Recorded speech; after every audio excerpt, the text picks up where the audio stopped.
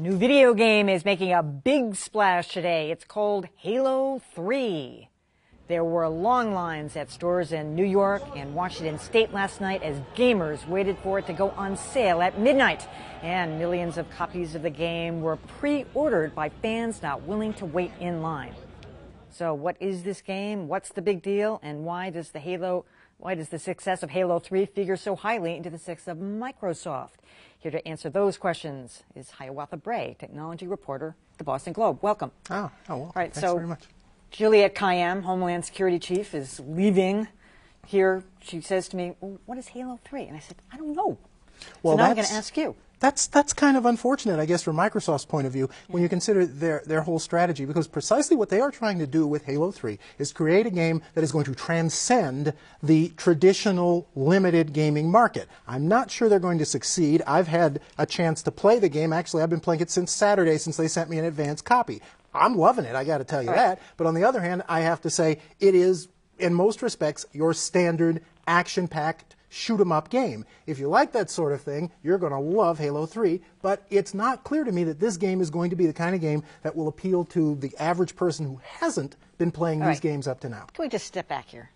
Is this something that you go and you buy and you play in your computer, any computer? You play it on the Xbox 360, which you got to have that. I thought that thing was a bust. Didn't they have to recall those or something? Well, it's not exactly a bust. It's actually a very good machine that apparently had some really serious design problems. Anybody who has an Xbox 360, which came out costing around $400 or so about 2 years ago, knows that when you turn it on, it's like it's almost like standing at the rear of a jet engine. It gets extremely hot. And apparently, they didn't design the circuit board to fully cope with that, and a number of components have failed. And you had what people call the red rings of death. You know, there's this little ring circular thing that lights up on the front of the box, and it turns red when it malfunctions. Well, almost from the beginning of the 360 hitting the market, there started to be these reports. More and more people saying, you know, I had mine for a month, and it just started malfunctioning. Okay, but wait, why can't they eliminate the middleman? I mean, I've got a computer that's Microsoft. I mean, you know, why can't I just take a disc and play it into my computer? Why do I need an Xbox? Well, no, this is an Xbox machine which has been specifically designed to play games. I guess I'm trying to say why don't they eliminate the middleman? But that's a whole other story. No, it's a fascinating question because precisely what has happened is that more and more of the gaming industry has moved away from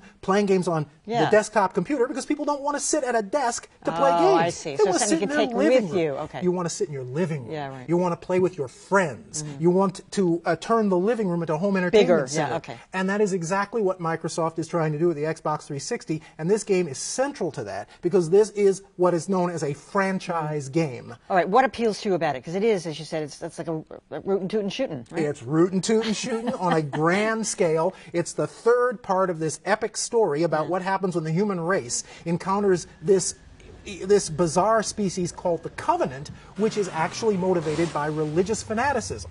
They believe that they have a religious obligation to activate these strange devices, these gigantic ring-shaped space stations called halos. And what they don't know, and the humans don't know, is that the halos were created by yet another alien race to avoid the destruction of the human race and every other race by yet a fourth alien race known as the Flood.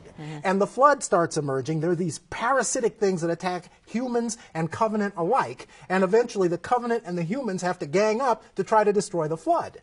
It's a very complicated storyline there, but that's part of what's supposed to drive the game. It is not supposed to be just shoot, shoot, run, run, kill, kill. This is almost supposed to be like a movie or a novel. Yeah, you've got me so excited I'm going to go out and buy it. But, oh, yeah, it's fun. But no, seriously, who is it marketed toward? Well, they're trying to market it toward basically a wide spectrum of gamers between the ages of really 24 to 54 is what they're 25 to 54 is what they're telling me.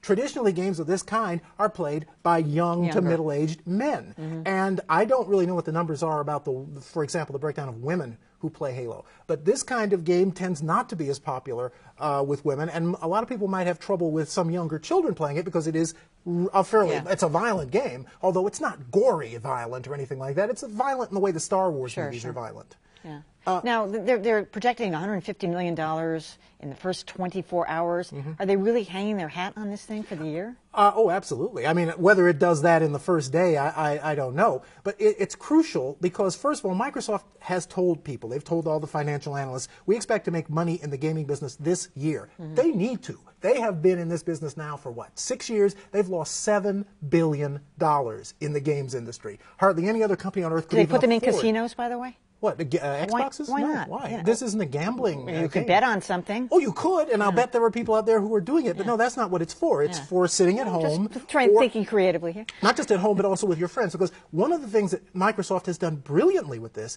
they created a service called Xbox Live, where you plug the Xbox into the internet. They did it with the first Xbox.